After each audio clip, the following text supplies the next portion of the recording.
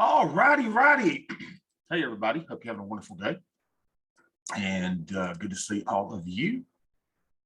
So I thought we left it with a bang last time when I told you how to be smarter than anybody on CNBC. So when you get your shot in the limelight, you'll know how to say, hey, what's the chances Apple's going to go up to 200 by the end of such and such? Well, you now know how to do that. You know how to be the market expert. Just don't tell them how you get the answer. That's what you do. Try to conceal it. Right? And they'll be like, how are you so smart? Just be like, hey, man, I just think so really good. So welcome in, everybody.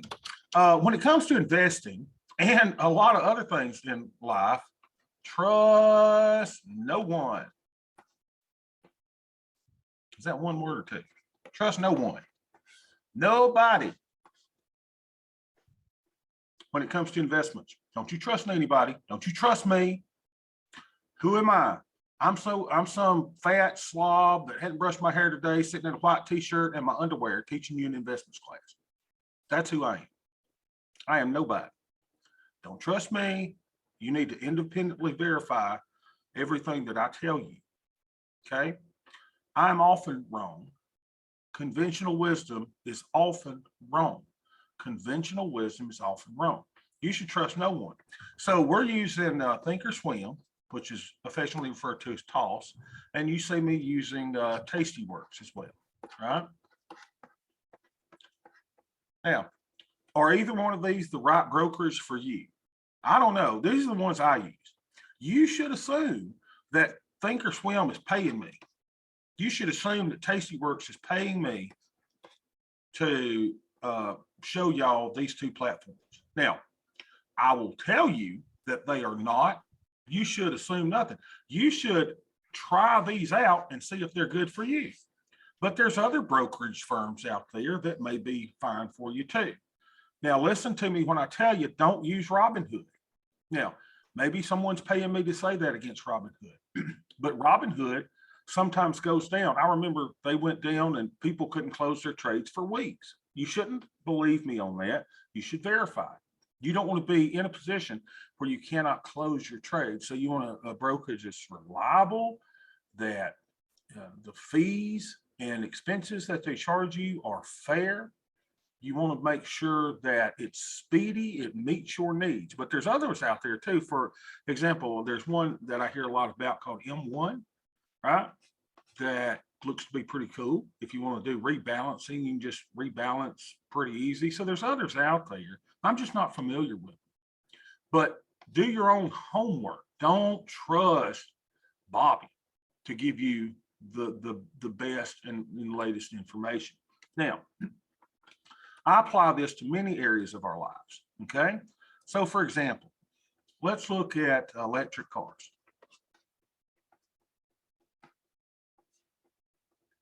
It is in vogue to say, oh, I want an electric car. Electric cars are going to save the planet, and the planet's in doom unless we all go to electric cars. And I would say you need to follow the money. Follow the money on the electric car narrative. First of all, there is a war against fossil fuels in our planet, on our planet. There's people are trying to demonize fossil fuels. Why are fossil fuels on the planet? They're on the planet to be utilized.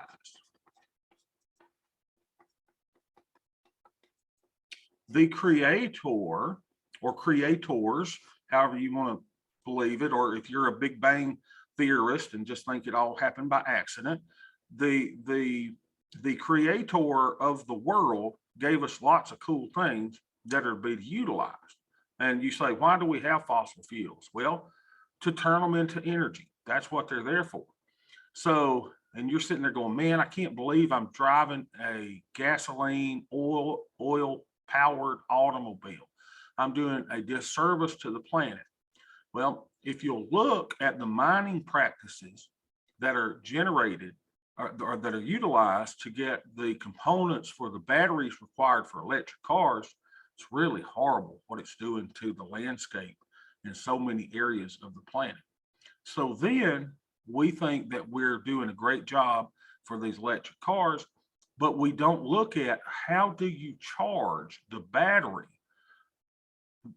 that has basically strip mined and destroyed much of the land surface of the planet to take these components and minerals out of the earth to make these batteries, then we're having to charge the electric cars. How do we do that? Are we charging electric cars with solar energy? No. Are we charging electric cars with I don't know, wind energy? No. We're charging our electric cars with one of the most beautiful things that the Creator gave us, a little thing called coal. And some of you would be aghast if you knew how much coal was required in order to charge your energy efficient and your earth saving electric car.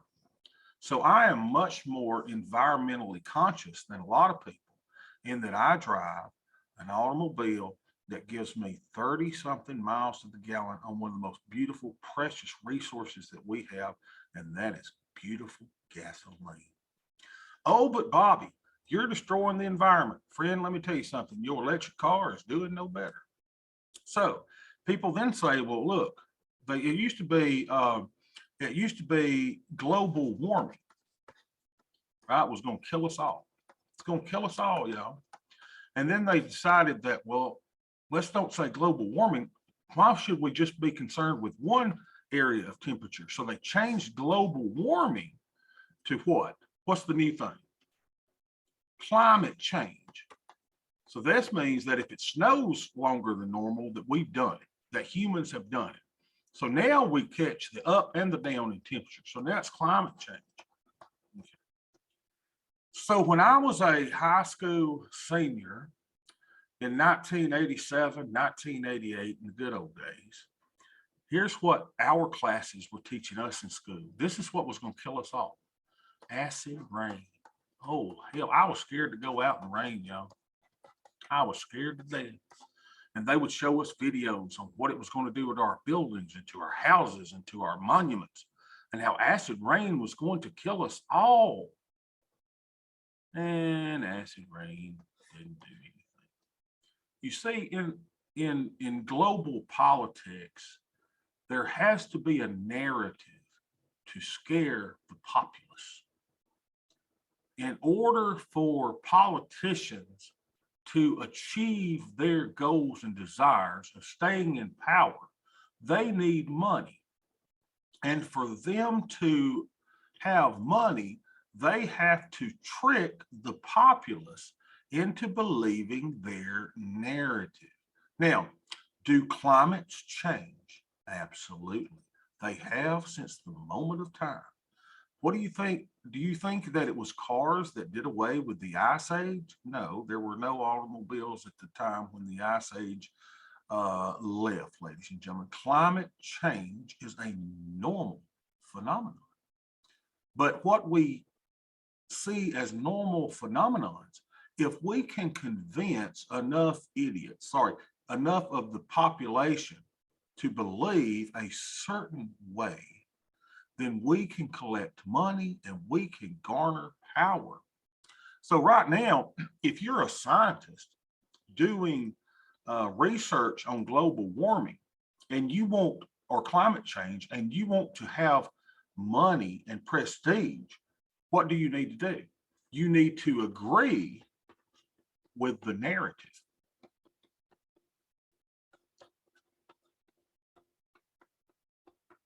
Now, so if you're going to collect money, follow the money, and you want federal funding, then you better, by God, come out with a conclusion that we as human beings are destroying the environment if you want the funding. Now, if you're a rebel and you actually do science and you disagree with the government narrative, then you're going to be ridiculed and chastised. Right? And chastised, put down. Because if you have an opinion that is contrary to the norm or the conventional wisdom, then you're evil. You simply don't agree with science. And as we look at different regimes of power throughout the world, this is what happens with governments. Now, let's look at the Biden administration. The Biden administration has a problem. And the problem is we have rapidly rising fuel costs because most of us are we're environmentally conscious and we drive automobile powered vehicles, right? So we got rising fuel costs. Can you imagine the elation when all of a sudden, ever since Biden took office, energy prices, gas prices have been going up, up, up, up, up, up, up, up, up, up, up, up. And now he gets a beautiful thing. Oh, this was great for the current regime in the United States. He gets the Russia going into Ukraine, right? Attacking Ukraine. So now our government leaders have something that they can blame rising fuel costs on. And there's enough of the public that is let's see, I don't want to offend anybody. There's enough of the public that will go along with that narrative. Say, oh yeah, that has to be what's rising inflation. But it doesn't do anything about explaining rising fuel costs for the inception of this regime.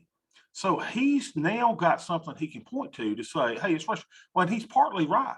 He is partly correct that Russia invading Ukraine has caused energy prices to go up. However, it fails to take into account the administration's stance on licenses for offshore drilling, for shutting down pipeline progress, and for all of those things that would make this country energy independent as we were just a couple years ago. Now, before you think that I'm just hating the Biden administration, no. Let's jump on everybody. So now we have Trump, right? Who will not let the narrative go that he was cheated out of his presidency, right? How do you spell presidency? So he has to push a narrative as well. What would get the base to donating money to his cause and to the people that he goes for, rather than just saying, hey, we lost the election, let's come back? No, it's much more lucrative for him to say we were cheated out of the presidency and that we need to take it back, so he can attract much more sums of money by pushing this narrative, rather than being a humble loser and saying, guys, our message didn't get out, let's try it again. No. That's not enticing. That's not going to drive the base. To drive the base, we have to find an enemy, and the enemy is the Biden administration. So let's push that the Biden administration cheated us out of the presidency. Now do you see how it works to his advantage? Because that gets people fired up, that gets them passionate, that gets people donating to his cause, right? So I don't care if it's Republican, I don't care if it's Democrat, I don't care if it's socialist, I don't care if it's communist, I don't care if it's an independent. Don't trust any of them. They push narratives that promote their causes. They promote narratives where they can find money. Let me see who has the money and who will donate if I champion their cause.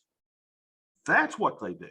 All politicians are out for their own survival, and you should not trust a one of them. Not a one of them. So hopefully, in all administrations, you see the good and the bad. I see the good in the Biden administration. I see the bad. I see the good in Trump. I see the bad. So they all have a little bit of everything, but follow the money, because everything out there, I've told you this, everything out there is to get you confused and angry and all. And all it is news is noise when it comes to investing. It really is. It's just noise, noise, noise, noise. And I found that the happier I get, the less news that I watch, the less news that I consume, the happier of a person that I am. I'm much more interested in what's happening in Bowden, Georgia and Alabama than I am in the entire world, right? I know there's atrocities across the world. I feel for the people of Ukraine and what they're going through. I really, really do. But as you know, I don't know if we're supposed to get involved or not. I don't believe that we should be heavily involved in that. I don't want to see American people perish because of these senseless wars that we engage in across the world. But for the most part, when it comes to our investments, news is noise, and you need to follow. If you're going to make money, we have to follow. We have to follow where the money is, and the money in the United States is with the corporations. Trust me, the corporations are going to be fine. Now, that's why I don't invest in Tesla all by itself. I will invest in Tesla if Tesla is a part of the bigger picture, right? If it's part of the bigger plan, if it's part of an index or an ETF, I'll invest in Tesla. But I'm not going to invest in Tesla because Tesla in and of itself promotes the narrative that electric vehicles are the key to lessening our dependence on fossil fuels. And that's not correct. You got to have coal to power the Tesla vehicle. All we look at is the battery. See, we stop at the battery. Hey, it's got a battery. The battery is going to let me go 800 miles on a single charge. That's fine until you realize that it's the coal power that provides the energy for the battery. So it's not the solution. So I would never go. Now, have I missed out on tremendous gains by not being in Tesla? Absolutely. But when people wake up one day and say, hey, wait a minute, maybe this is not the solution, then it normalizes. And maybe it normalizes one day to a Ford or to a Chevy, right? To General Motors. So right now it's the hot hand. I don't go with the hot hand. I go with the group. I go with the group of corporations. That's why we say the S&P 500. If Tesla were to go bankrupt tomorrow and I'm in Tesla, I lose all my money. If Tesla goes bankrupt as a member of the S&P 500, who cares? We'll replace them with somebody else. All right. So I want you guys to be skeptical of everything that you hear, particularly when it comes to investments. Now, each one of our presidents, Democrat or Republican, has good and bad qualities.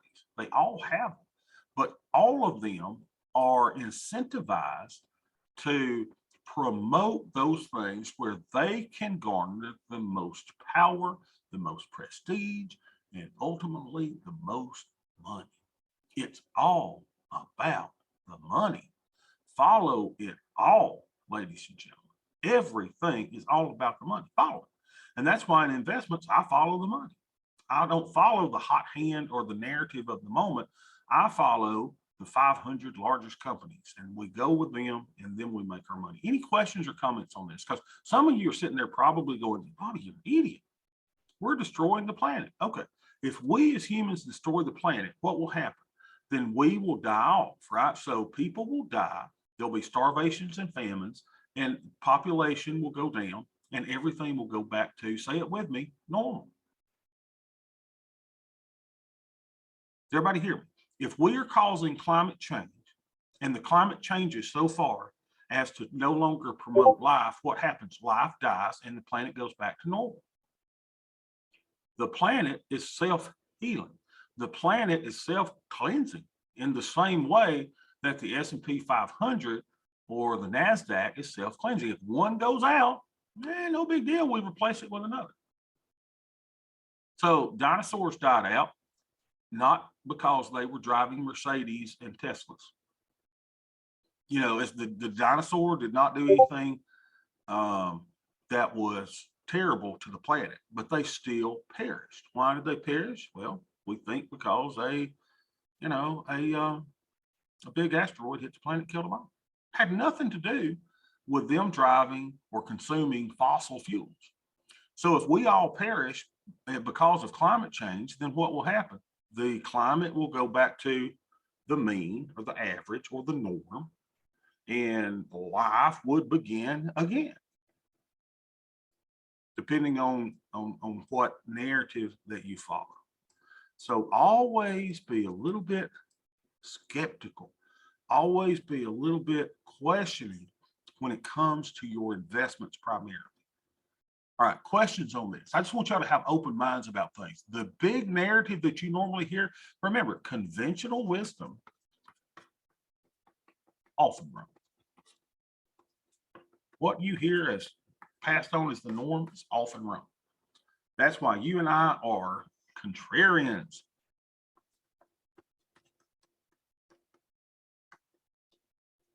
Contrarians.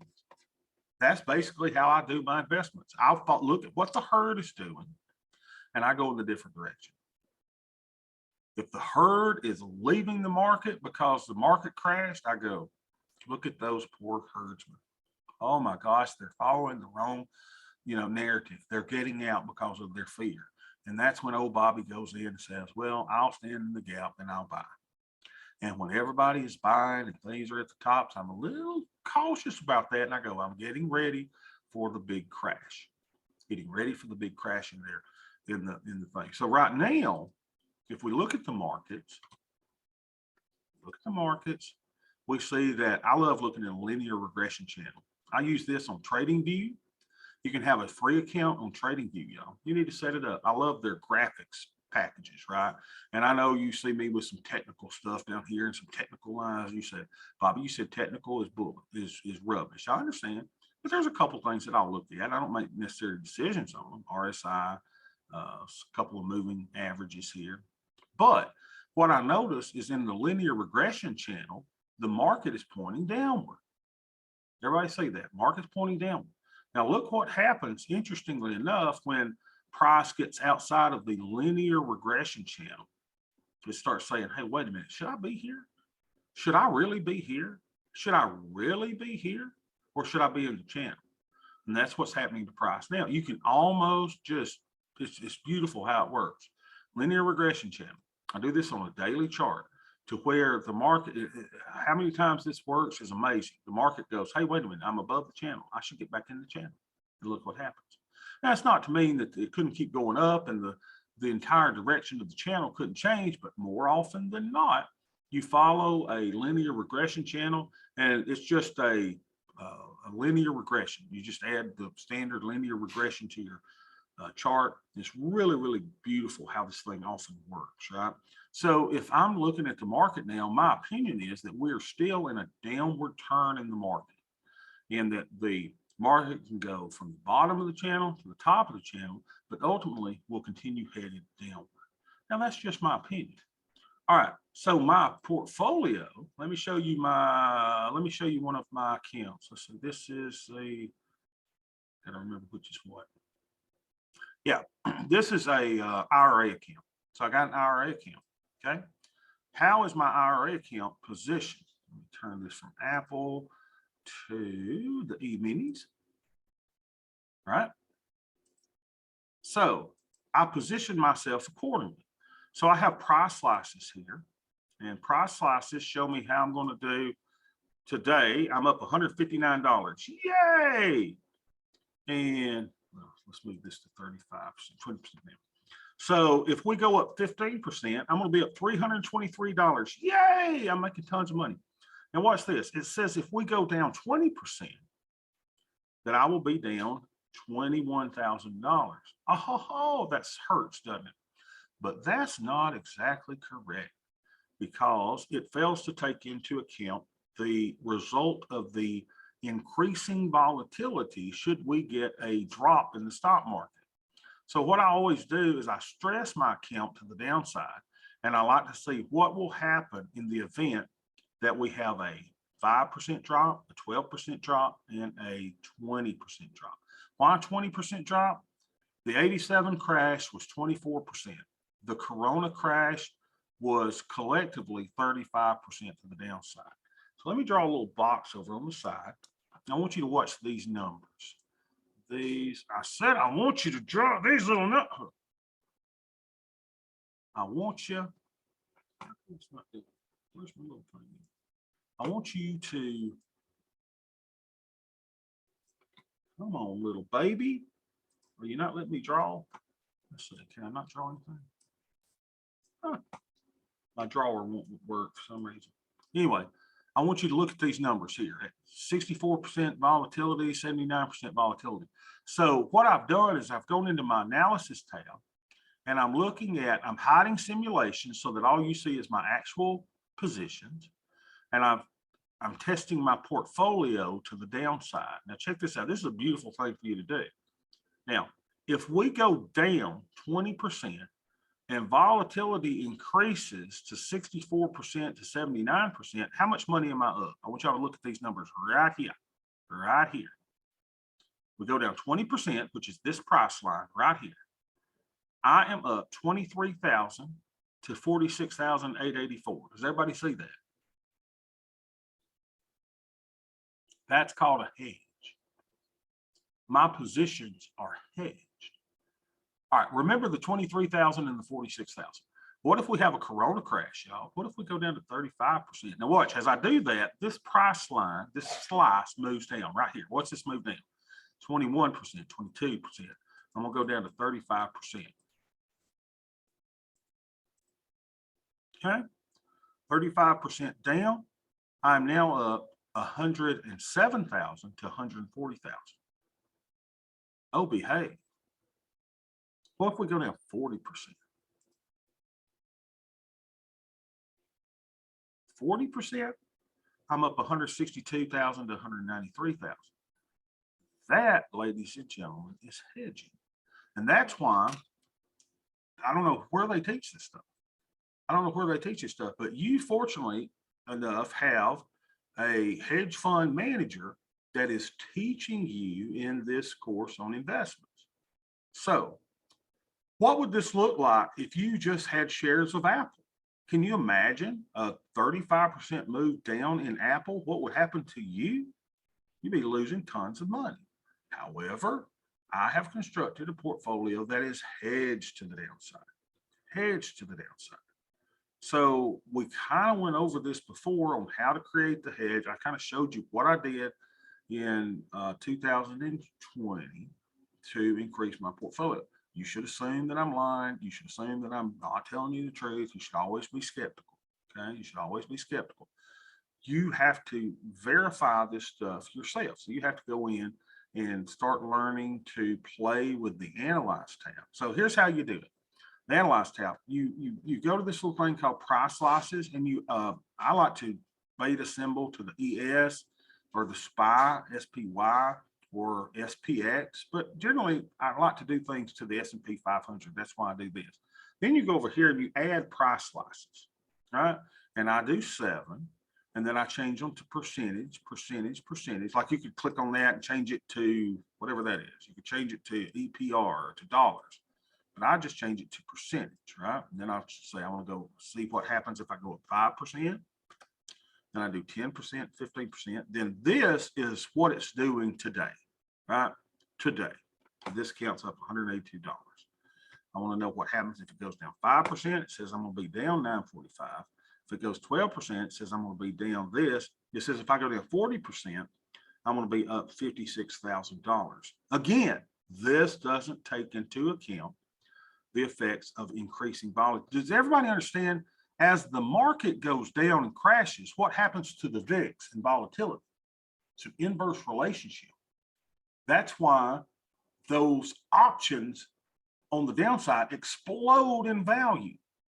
And that's why I am net long options in the S&P 500 in the event of a crash to protect my portfolio. So in this way, I make money if the market goes up, not as much, but I make fortunes when the market crashes. Now, crashes don't come along that often, so I don't make fortunes all that often. But when it does, little Bobby is there to take advantage of the increasing volatility. How do we know what volatility is? Remember, it's the VIX. VIX is the only thing that you and I can trade that reverts to its mean. It is the only thing that reverts to its mean. So its mean is around 16 or so, 17. It gets down here. And then what happens?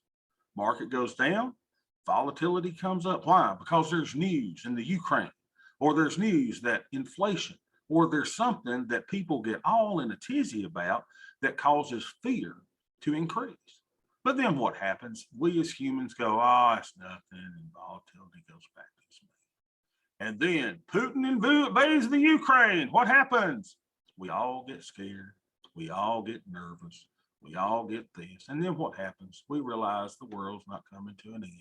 And then it happens again because inflation's horrible and the Fed may have to, raise interest rates 28 times this year and at least half a point every time. And then what happens? Well, we realize the world's not coming to an end and we still got chicken on the table. It just happens over and over. Ladies and gentlemen, the market is beautiful. The market is a reflection of human behavior. And if you know that that volatility is overstated, that it's always perceived to be worse than it really is, then you will change your entire view of the world. Global warming is going to kill us all. What happens? The volatility goes up until finally we as reasonable people start realizing, hey, wait a minute, it's not going to kill us all. We're all going to be okay. But wait a minute, Bobby, it's acid rain. Acid rain is going to kill it. Well, no, it's not. Yes, it is. Well, no, it's not. No, it's not. And this happens time and time again. It's beautiful, ladies and gentlemen. So I don't care if you agree or disagree with any of the statements that I shared today. Things generally are not as bad as they are perceived to be. So this means that there is an implied volatility and then there's actual volatility. Implied volatility is usually, but not always, but is usually 90% of the time, the implied volatility is greater than the actual volatility. That's why you can make a fortune selling options, selling puts when everybody's scared to death. So, and it's not the hardest, it's not the easiest thing to do either, right? So when the market is down 20%, is that a good time to sell a put or a bad time to sell a put in the market?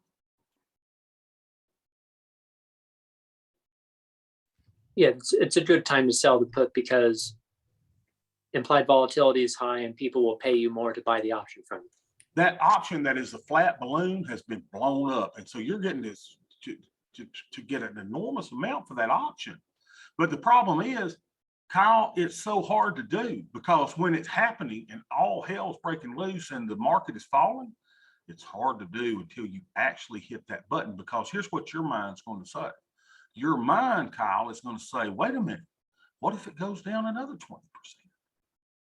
So until you've actually been there, it's a hard thing to hit that button. You can sit there and say, oh, okay, Bobby says it's a good thing to do it on a down day. The market crashed 20% today. But until you get in there and push the button, it's a hard thing to do. But over time, when you start making these decisions, it pays off for you. Now, here's another thing that's kind of cool on the Tasty Works platform. Again, you should be skeptical. Why is Bobby talking about Tasty Works? Did Tom Sosnoff pay Bobby $25,000? No, he didn't, I promise you. But don't believe me, right? I want you to search it out for yourself. So this is kind of cool in that, for example, if you can create your own watch list of stocks, right? And you can rank them by IV rank, right? IV rank. What does that mean? This is kind of ranking implied volatility against itself. So if you're going to individual stocks, which I don't trade, but I'm just saying if you wanted to play some different stocks, it's better to trade something that has an IV rank. In other words, Where is its implied volatility over the last 52 weeks compared to where it was? Well, it's at a 72%. That means that it's higher than 72% of the time that it's been over the last year, if I'm making any sense in there. In other words, the higher the IV rank, the more bloated those options are. So it's better to sell options in something that has a high IV rank, like CF or whatever these things are, right? All these different things. Netflix, 61.7. So you can rank them here on your, you can create your own watch list as well, but this is just one that they use, Tasty IVR. So then you can change it to the lowest, right? So here's the lowest. So I would never sell an option in an underlying unless it was my S&P 500 that I sell stuff in all the time. But on these individual things, I would never sell anything that had a low implied volatility. So I'm wanting something that has high implied volatility. So maybe when we start getting about 50% or more with the IV, that's where you can start, kicking in and doing something on some of these underlines. So the higher the IV, the more overstated the volatility is in the specific underlying stock. And that's only if you want to trade, individual stocks. But I wanted you to be aware of it, that you can rank these things and know what the IV is. So example, in VIX, the IV rank is at 20.6. So we can look at SPY. SPY IV rank is 32. And that's just against itself over the last year. So you need to be aware of that. All right. So with that being said, I told you last time about futures and micro futures. Now, if you have a small account, I love the micro futures. Now you can do MNQ. I don't trade this a lot. This is the micro E-mini NASDAQ, right? MNQ/MNQ. But you need to be aware of it. Here it is. Here's the MNQ, right? This is the micro of the NASDAQ. Here's the one I love trading. The MES, micro E-mini S&P 500. This little puppy is 1/10 the size of the regular E-minis, even though it's quoted the same, right? So you'll see that the micros is at 45.7250, the exact same number as the regular E-minis. It's just 10 times smaller than the E-minis. So if you're trading this, you're trading a big meatball, right? If you're trading SPX, SPX is twice the size of the E-minis. Just trying to give you some relationship of all these S&P 500s. All right, so SPY is 1/10 the size of SPX. So you see how all these things are all related to the S&P 500. It's just different underlines that you can trade. And for those of you that are new to trading or have smaller accounts, I highly recommend the MES /. Make sure you put the / there. If you don't put the / there, you bring up an entirely different stock. Okay. Now, why do I like futures and futures? Let's go back to my little whiteboard and try this. Any questions so far? Just make sure we're all in the right place. And again, don't trust me when I talk to you about global warming. Independently verify what I'm telling you. But the implied volatility of global warming is greater than the actual volatility.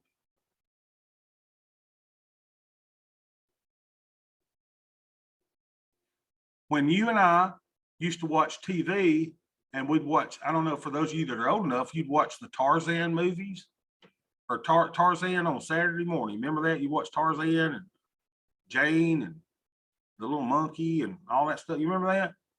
And I swore that I was going to be killed if I went out in the woods by a lion or a tiger.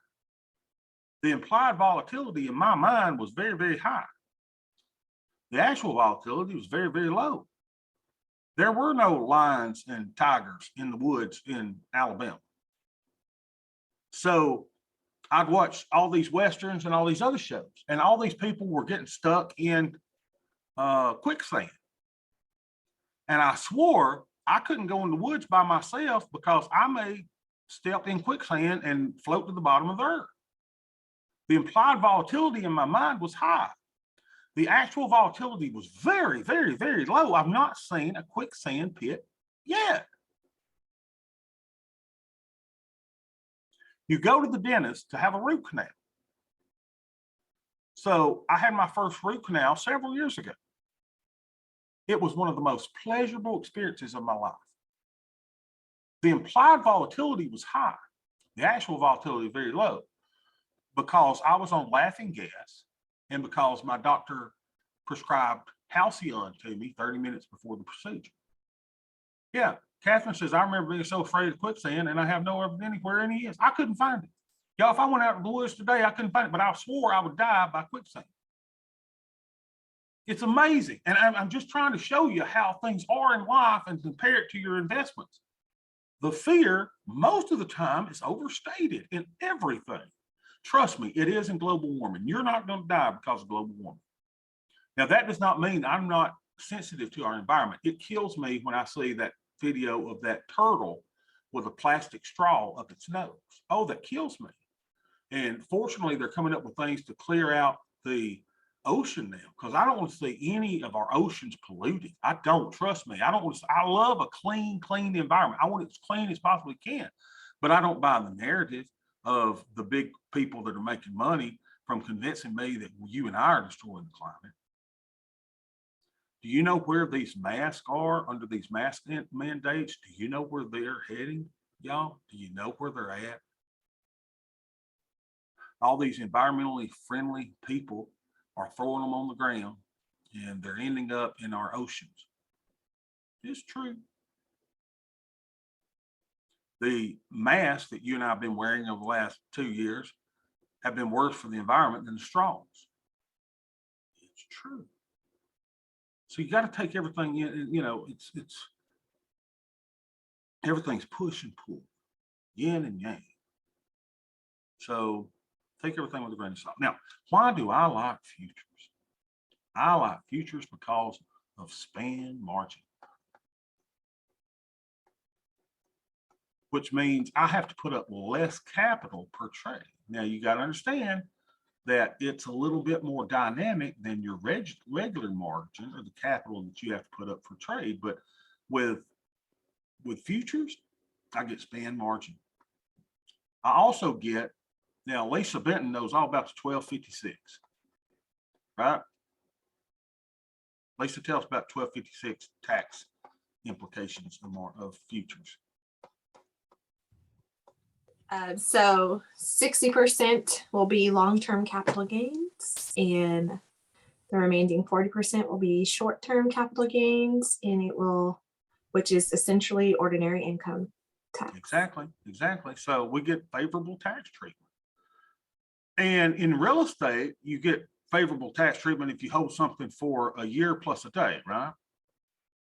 Here, I could hold something for 1 second, make a buck, and 60% of it gets favorable tax treatment and only 40% gets treated as ordinary income. Oh, again, y'all be quiet about this stuff. Don't tell everybody. This is the secrets of the wealthy, y'all. They don't tell you this stuff. All right, so I like it. We get span margin, we get tax implication. Here's another reason that I like about futures. You ready for this? They trade virtually.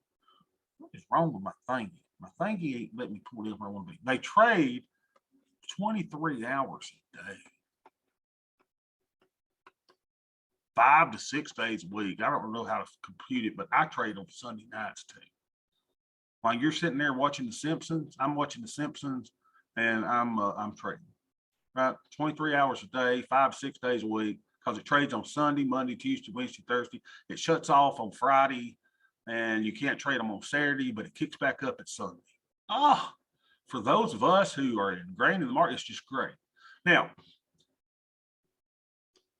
there are some things besides futures that get 1256 tax implications. What are those? Well, the SPX gets it. Hold on, bring my thing down. I don't understand what's wrong with my thinking. All right, SPX gets 1256. NASDAQ Index gets it. The Russell gets it, right? I think it's still right. And there's a couple other things that get it that are not futures. So let me show those to you, because I want you to know all about the 1256. Again, it's the secret of the wealthy. Let's go to our monitor tab, and I'll pull out this watch list. There are some ETFs that get 1256 tax treatment as well. They're ETFs, they're not futures. It's kind of like a SPX and the NDX and the RUT. Silver, SLV. Guess what that is? Silver. Right? It gets favorable tax treatment. GLD, which is gold. USO, which is oil. And XSP. Now let's talk about XSP. What is XSP? XSP is the mini S&P 500 index. It's exactly the same as SPY. It's 1/10 the amount of SPX. It doesn't have the volume traded, so it doesn't have the liquidity that SPY has, but it is very cool in that it has 1256 tax treatment. Do I trade it? Sometimes, not that often. So if you want to trade the SPX, but that's too big of a meatball for you, you can trade the XSP. Just realize that it doesn't have the liquidity. Sometimes the bid ask is a little wide on trading that. But I want you to be aware of it. It's another S&P 500 derivative that you could trade. All right. Dr. Gaines, did you register as a professional trader for tax benefits? Did you go to that step? So what where you can get all the extra write-offs? Right. So you can get all the extra write-offs. And so what I did, and for anybody of you that are interested in ever setting up your own fund, whether it be for your family or friends, or that, make sure that you get the smart people involved. You know, when I mean smart people, you get the let me show you who I go to for all my tax stuff, in case you ever need to know. This is where I got my tax set up for everything. I went to Green Trader Tax. All right. This dude does all kind of things for traders. He'll get you an initial consultation. I think it costs you about $350 or so to get about an hour with them, to tell them what you want to do, as far as setting up your fund, or what you want to do as a professional tax trader. But he's also got a lot of blog posts on here. Gives you all kind of information about that. Because I am not an accountant. I just play one when I do my own taxes. But this guy has all the good information. So Tax Center, you know, he's got all different kind of things where you can set up a session with him. And he's also the guy who got me in touch with my attorney, who specializes in hedge funds and setting up investment funds, things of that nature. So he's a really, really good resource if you ever want. But again, if you want good reading on taxes and how to set up for, you know, tax trader status, things of that nature, and when you have that status, right, you're able to do so much. You're able to, you know, count off your home office. I'm able to you know, do my internet, my cell phone, my business expenses. Because the great thing about being a trader, or I'm a trader, right? You get great tax benefits for doing that. It's really, really cool, right? So you can treat it more like a business. And what's great about doing it as a business is, think about it, I don't have to have an outside office. I don't have to have administrative assistants. I don't have to have anything other than an internet connection, my cell phone or computer, and I'm ready to roll. So that's kind of how I do it. And I don't have inventory, Well, I do have inventory of the current positions that I hold, but as far as a physical inventory that I have to, house and store, I don't have that. What's another great thing that I have? I have liquidity. If you're an investor in real estate, and you bought a house and you flip it, well, that house may take you 6 months to sell, may sell in 30 days, you don't know. But I don't have to find a buyer or a seller for anything that I'm trading. I'm trading highly liquid products. I could close every position I have right now before the end of our class. We got 8 minutes or so before we end today. I could close out of every position that I have in 8 minutes. I love it. And I don't have to meet the counterpart. I don't have to meet, the person that I'm buying or selling for. And that's why I told you that the financial markets, the stock market is the great equalizer. You have no excuse. Nobody cares that I'm overweight when I'm trading. They don't care. They're not saying I'm not doing business with Bobby because he's tubby, right?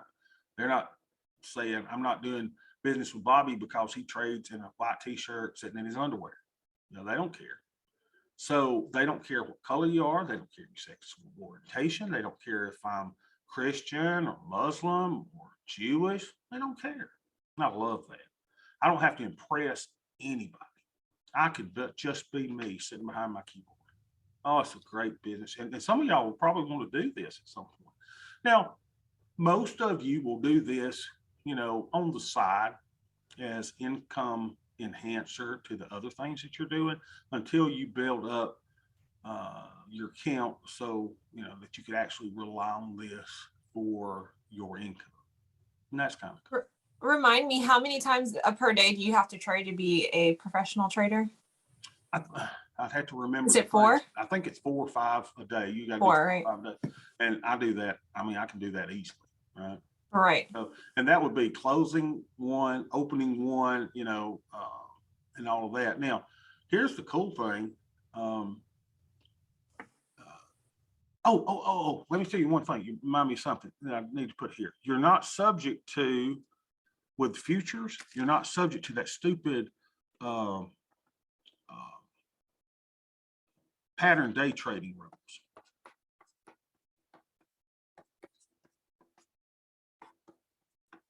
Y'all remember that, where if you open and close more than 4 positions in the same week, they're going to flag your account if you've got under $25,000 in your account. Oh, that's just crazy because they think you're an idiot and they're trying to protect you. Yeah, right. So you don't have to worry about that garbage. All right, Lisa says, where are futures traded on other platforms aside from Tastyworks? Is it still under options? Yeah, what's this? So if you're in Thinkorswim,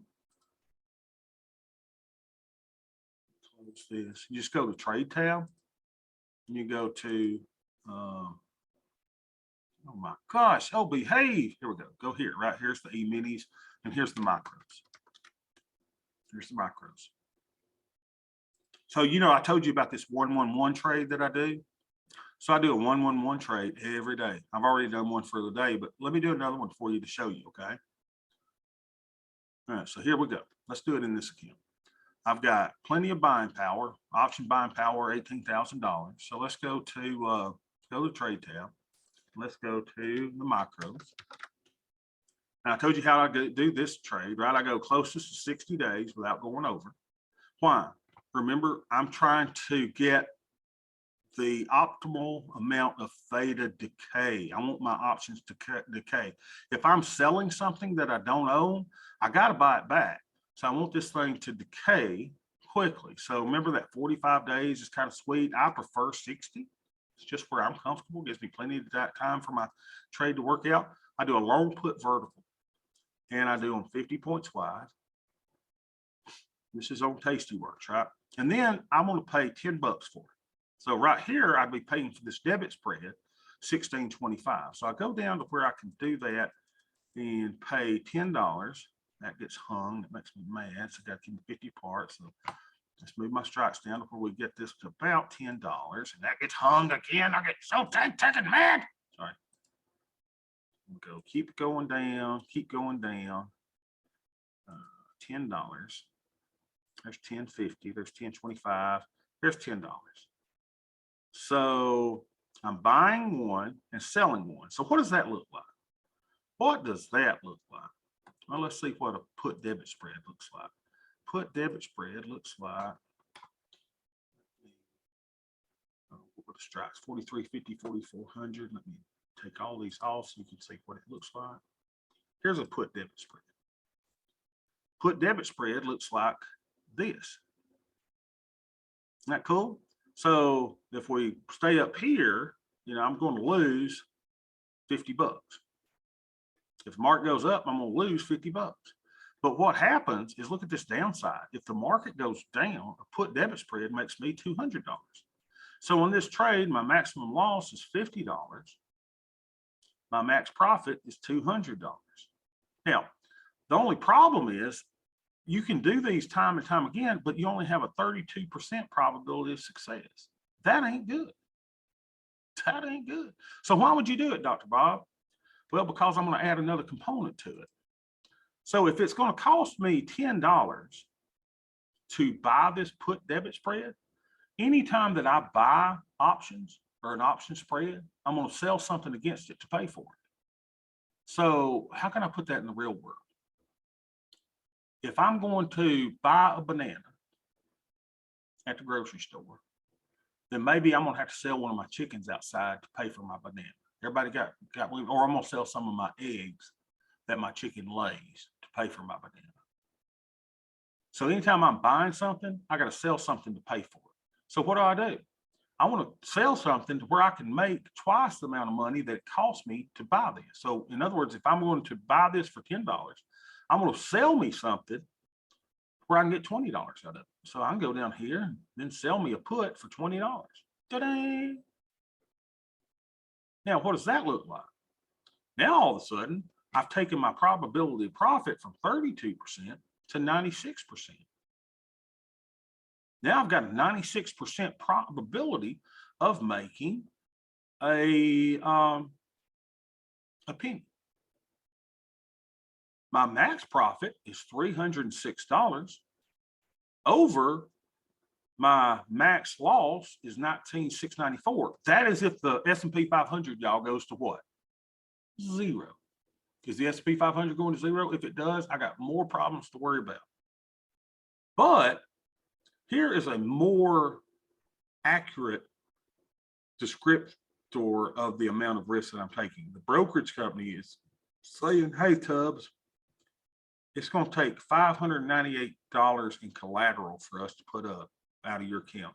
So we're going to deduct your options buying power. We're going to deduct $600 from that as collateral for this trade. So that's really closer to my actual risk on the trade. So maximum profit 306, buying power efficiency $600. I like it. So let's see if we can look at this, what this looks like. Now, ladies and gentlemen, look what Bobby has created. Bobby has created a trade that makes me $56.25 if the market goes to infinity and beyond. I've also created a trade that could make me $306.25 if the market goes down and expires in this area. This is at expiration. And my break even is $39.40. And we're currently at $45.71. Sign me up. So it makes money if it goes up. It makes more money if it goes down. Now, down here, you've got a little problem, and that's why you put in other hedges to protect you from that. But I love this little 1-1-1 trade.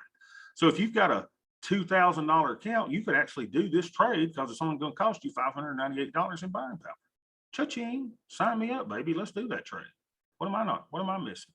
Oh, I'm sorry.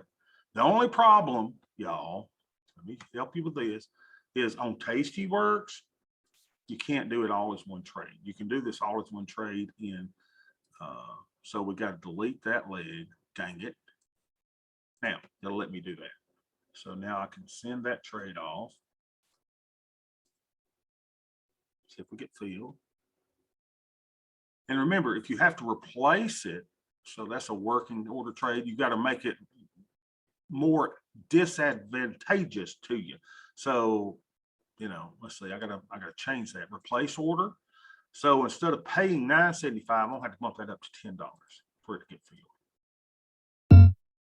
And we should get filled. I said we should get filled. Jack squat crap. All right. And I noticed one thing: the volume is a little off today in the markets. It's like a lot of people are taking off today. Must be getting ready for spring breaks or something. So I may have to move that up to 10 1/4 to get filled. Boom, we're filled. All right, so then what we'll do is go back to our table mode, and I got to sell one for $20 to pay for that. So let's sell this one for 20. Fill there, pay for it. Boom. Boom, boom, boom.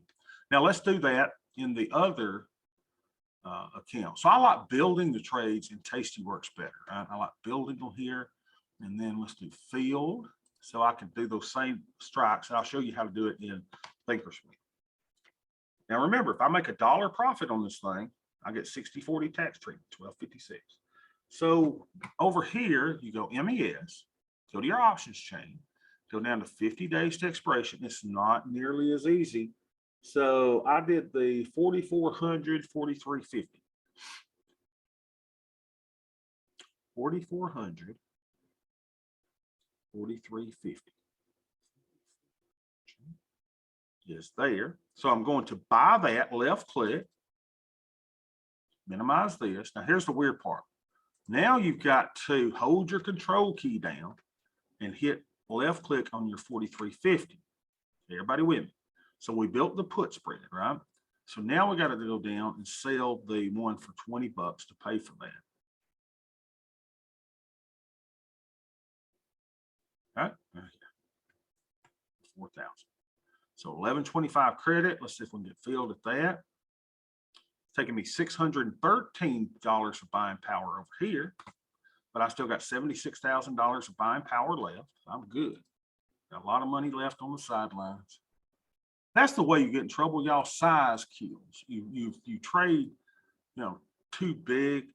That's where you can get kills. I got to make this less advantageous for me. So let's bring that down to $11 so we can get filled. $11 credit. Fill me, Seymour. Jack squat crap. No. Right, let me move that to 1075. I'm still bringing in a credit of 46.34. And I get that regardless, right? If the thing goes up or down, I get that. If you don't mind. All right, questions why I'm going to put this in a little group over here. Questions. I have a question about how you assess whether something is liquid or not. Are you just sort of guessing it based on the spread, or are you looking at a specific measure like the volume or the open interest on the underlying? I never look at open interest. I never look at open interest. You certainly can, but what I do normally is I'll go and I'll look at the bid-ask spread of something. So at the money, generally at the money is where I look at, right? And I know that I've traded these enough that I know that the liquidity is fine for the micro. Some people gripe about the liquidity in the micros. I kind of like it though. Here is, you see in these future terms, I mean, these are a little bit, wide, right? So we kind of want things, but again, this is in the futures. So something like SPY. Let's look at SPY. And let's look at the bid-ask spread. So you go out 60 days on this, 50 days on the SPY. And again, the micros are kind of a thing that's based on the SP 500, just like SPY. But what's this? When you go at the money, look at these spreads in SPY. This is the most highly liquid thing on the planet, right? So, 3 cents on the bid ask. That is really, really, really, really, really tight. So let's find something that's not liquid. God, I don't even know how to find something. Let's just say not be liquid. Let's look at Apple. Apple's liquid, right? Apple. So you go out 50 days on Apple, go at the money, 5 cents wide, 655, 5 cents wide. But yeah, you're really looking at your bid ask spread. So here, I mean, that I was looking at options, right? But if you're looking on buying shares, the bid is 32, the ask is 29. Look at that. They're a penny apart. You want to see that? You go to SPY, the bid and ask on the stock are a penny apart. I don't even know what would be y'all give me something you think would be not liquid.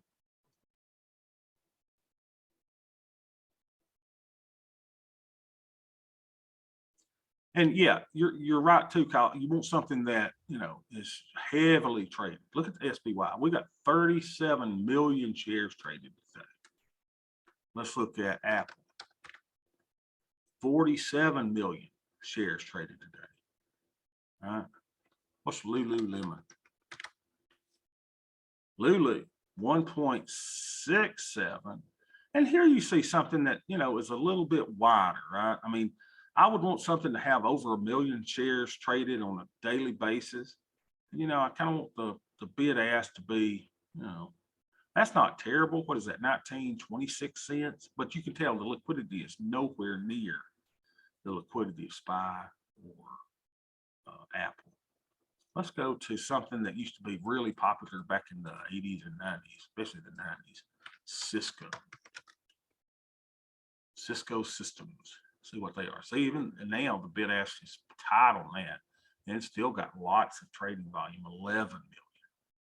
See that 1 penny? Let's look at the options. See how the options are doing. 3 cents. That's pretty liquid. You just don't want something that's, way off here. Now, Kyle, I pretty much just trade S&P 500 stuff, right? I don't trade these individual options, so I'm not into illiquid stuff. Anything in the S&P. But let's look at our XSP that I told you was not XSP that was not as liquid, right, as the S&P 500. Now you'll notice here it doesn't have a bid ask. Does anybody know why? On the stock? Because it actually doesn't offer shares. It's just like the SPX. It doesn't have shares. You cannot buy a share of XSP, right? But the only thing you can do is look at the liquidity. Let's go, if we go to liquidity, it's probably not as liquid as SPY. Let's see, at the money.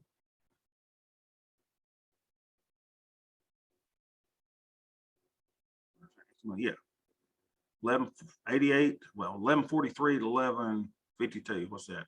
7-8 cents. It changes. Whereas the SPY was what, 3-4 cents. You see, it's not as liquid. It's liquid enough to trade. It's just not as liquid as the SPY. All right, any other questions?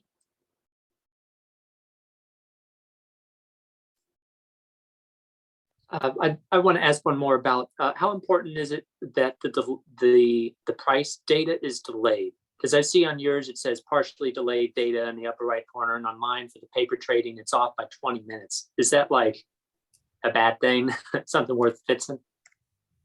Let me tell you why mine says partially delayed data. Now it depends on which one I log into. So some of my accounts I get real-time data and some of them I don't. And the reason is, let me tell you about this, because I am a professional trader. It says partially delayed data. That is partially delayed on stocks. I don't pay for stock data. Now, you as an individual trader, Kyle, you don't have to pay for the data. I have to pay for the data that I get. So all of my SPX and futures trades, I get real-time data on those because that's what I trade. So I don't feel the necessity of buying data. So that's why it says partially delayed data. I do pay for data on SPX, and all of my futures options are priced in real time. It's just like my Apple and stocks, things of that nature are not. Now, you don't have to worry about that as an individual trader. So that's one of the downfalls of being a professional trader that's trading under a Delaware corporation, because I'm some evil capitalist pig trying, but that's yeah, it would be a big thing if you were trading You got to make sure you've got live data on what you're trading, or like over here on this account, I don't have delayed data on Tastyworks because this is just under an individual.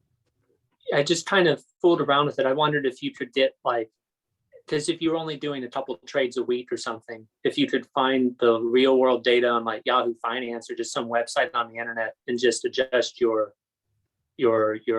purchase price based on those values. I wouldn't use Yahoo Finance. I really wouldn't. Just, I don't know. I'm just not entirely trusting of the live data on there. I would use something like Tastyworks. Create your account. Don't fund your account. And then, yeah, if you're not getting live data, then you could, don't fund your account. Just open your account. You still use it, right? You're still getting live quotes. Yeah, very good. All right. Anything else, guys? Y'all doing okay? Now, Catherine said another one of her courses is kicking her butt. Some financial planning class or something. We don't want to kick your butt. We want y'all to learn and be engaged. Who else taking more than one course this time? Lisa is. Kyle, what else you got? I have an insurance class, CSM 500, and then the psychology of money with Pensacost, CSM 535. Oh, man. Okay. Lisa, what you got? Risk management and conflict resolutions. Okay. So is everybody making it through the semester okay? Tracy is too. I see that. Christiana's taking e-assurance as well. Okay. Y'all take care of yourself though, okay? Don't get too stressed out. Catherine has psychology and money and CSM 460. Communication. Evan, there you go. Communicate, baby. All right. I just wonder where y'all are and how y'all are. I've tried to slow down on the assignments that I'm giving y'all. I'm trying to slow down a little bit because I know y'all are tired. It's been a long semester. We've learned a lot of stuff, but hopefully it's good for you. The only thing that we will probably start our next class is we'll get ready to get you ready for your investment thesis, your investment plan. And it's just really a 3x5 card or a 1-pager of, hey, what you're going to attempt to do with your investments for the foreseeable future. So I'll walk you through that. We'll start that next week. So nobody's stressed out. Hopefully nobody's stressed out. I know Catherine was upset that she hadn't got something to me. Chill out. Remember, you've got great grace in this course until we get to the end, right? In the end, there will be a day when I'll say, look, guys, I got to have it all in by X day. So just kind of work on it. Take care of your other classes, take care of your health, get outside, get in the sun, get, walk, get your little exercise, fresh air, get away from it every now and then. Take care of yourself. All right, I guys? do have another question if I can ask. Sure, Lisa. So because Thinkorswim, their temporary free membership expired, I haven't really been able to utilize it much lately. So I've been using Investopedia, Yeah. But they're really limited. So do you have any other platforms that you would recommend for paper trading? I think you might can paper trade. Now, I've never done it, and I don't even know if I know how. You might can do something on TradingView, maybe. But I've been a Thinkorswimmer since I started. Pretty much. So this is what I'm comfortable with. Maybe you could open what did we figure out? If you open a free account and just don't fund it, can you still do it? Open a real account. They want you to fund it with a minimum of $50, Okay. which is fine. I mean, I can do the $50, but I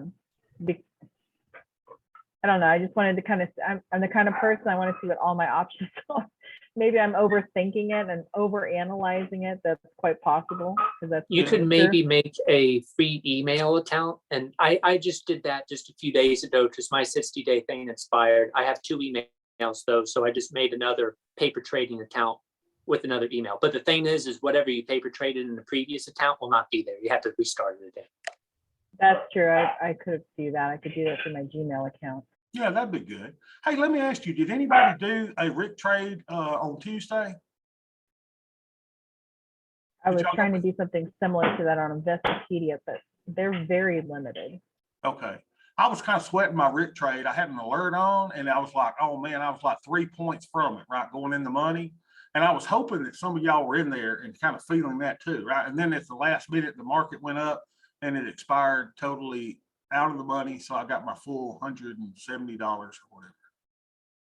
I didn't know if anybody had gone through that process with me. Brad, you're quiet today. You okay?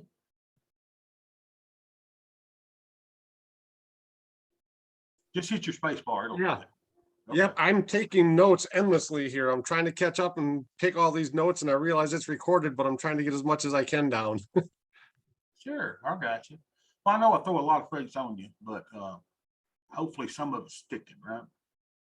So for some of us, such as myself, that would be looking for liquidity, at some point before the end of the semester, will you be able to go over with us? How do you access those funds if you're looking to use this as an income supplementary? To access like individual stocks that are liquid.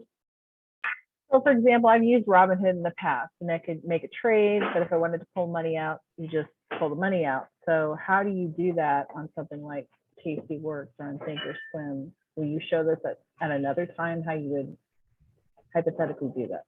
Yeah, so what you do is you set up your bank account to fund it, right? So it's connected to my Regions account. And so I have an ACH. So if I need to pull money out, I just go and do, go to tdameritrade.com. I log in and I just do a transfer. And it says you will do a transfer from what? So I do a transfer from TD Ameritrade into my Regions account, and it's there within 2 days. It's real easy. So it's a different screen than this. Oh yeah, Okay, that's what I was asking.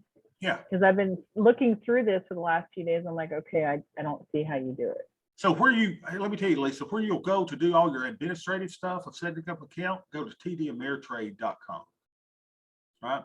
And so then you'll log in your account, and that's where you can create your account, fund your account, and all of that information. So you give them, your bank account information, and that's where you do that.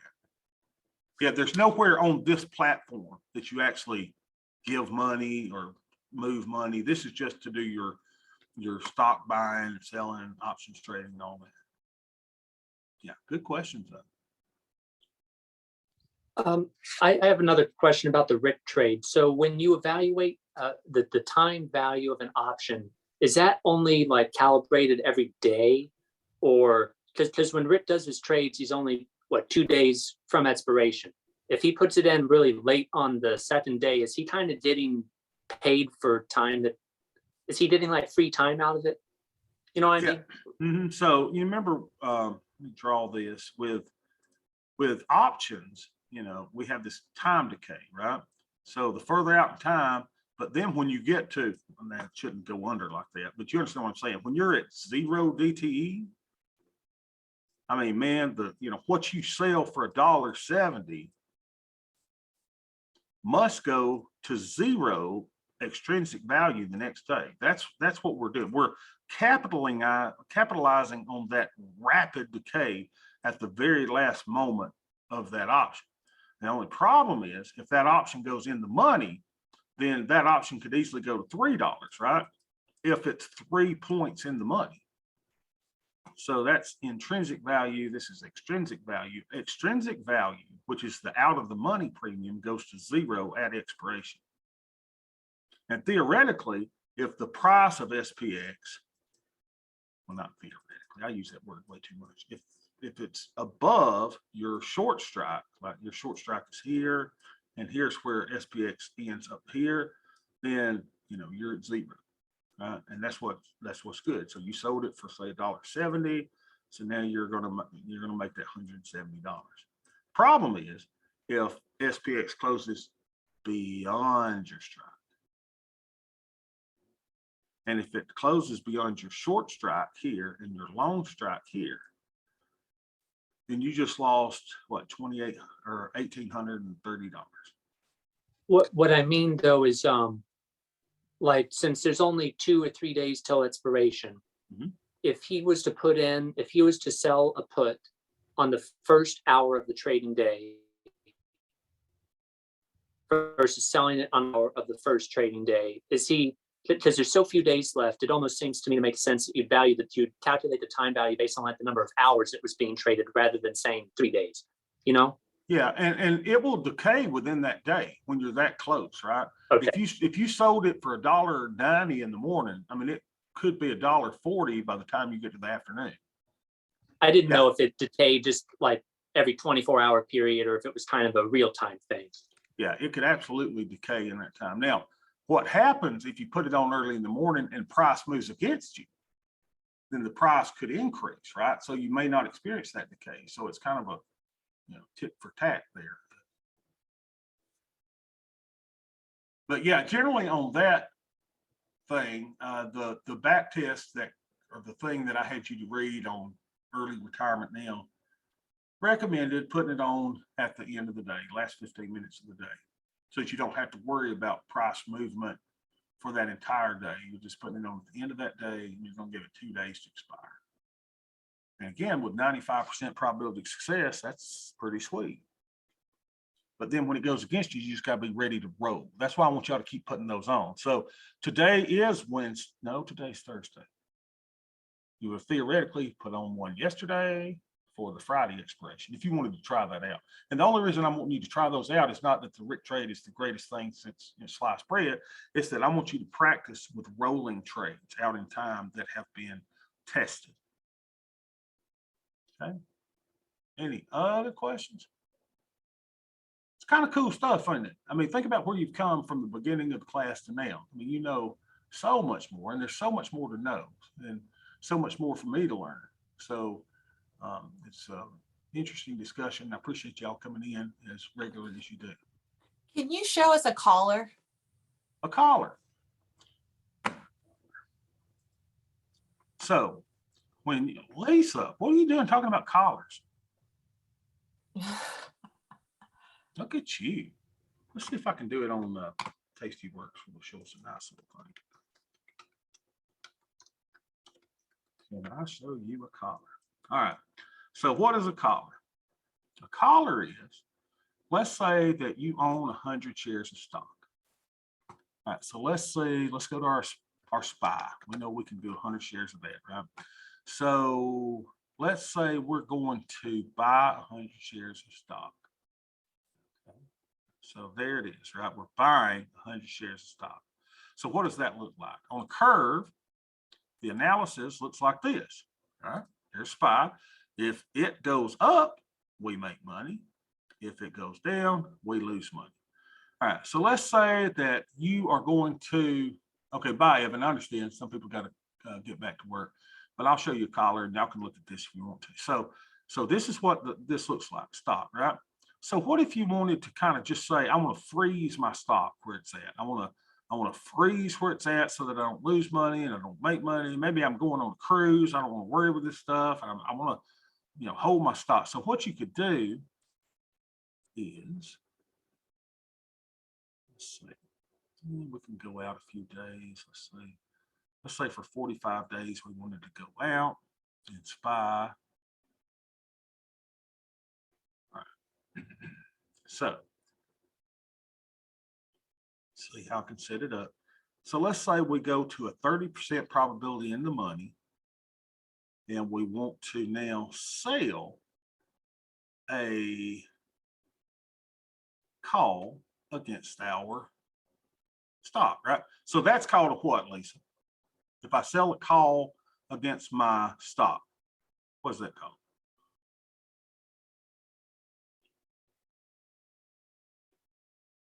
Y'all remember?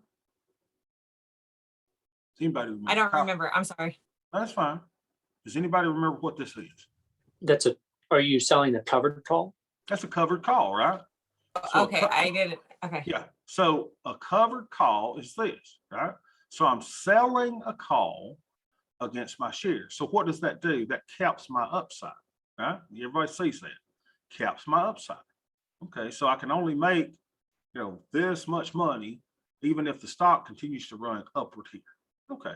Now, the only thing with a collar is we're going to go down to the put side. What's this?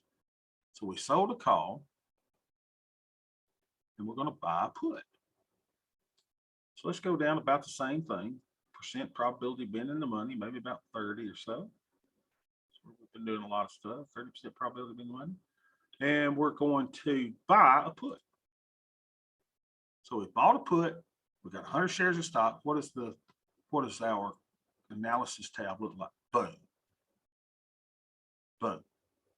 So what you've done with a collar is you are limiting your upside while simultaneously limiting your downside. Now you can move this, right, to kind of even them out and to do different things, see what it does by moving it around. But you're basically, you put a collar on it. You're strangling your shares by selling a call and buying a put. But So this is you're- different than a strangle. Yeah, it's definitely different than strangle. I shouldn't have used Right. the word strangling it, but you put a collar on your shares, right? And you put a Right. collar on your shares, which now limits your upside. You still make Mhm. money to the upside if it goes up. And at the same time, you've limited the amount of money that you can lose to the downside. That's And is the this collar. good for someone who's over concentrated in one position? What do you mean over concentrated in one position? So more of their portfolio, more than 10 to 20% of their portfolios in one stock? To protect the valuation of that position, Well, or no? I've done collars. I'm not necessarily enthralled with them. I mean, you're limiting your upside and you're limiting your downside. I think there are better ways to limit your downside. Let me just say that. Okay.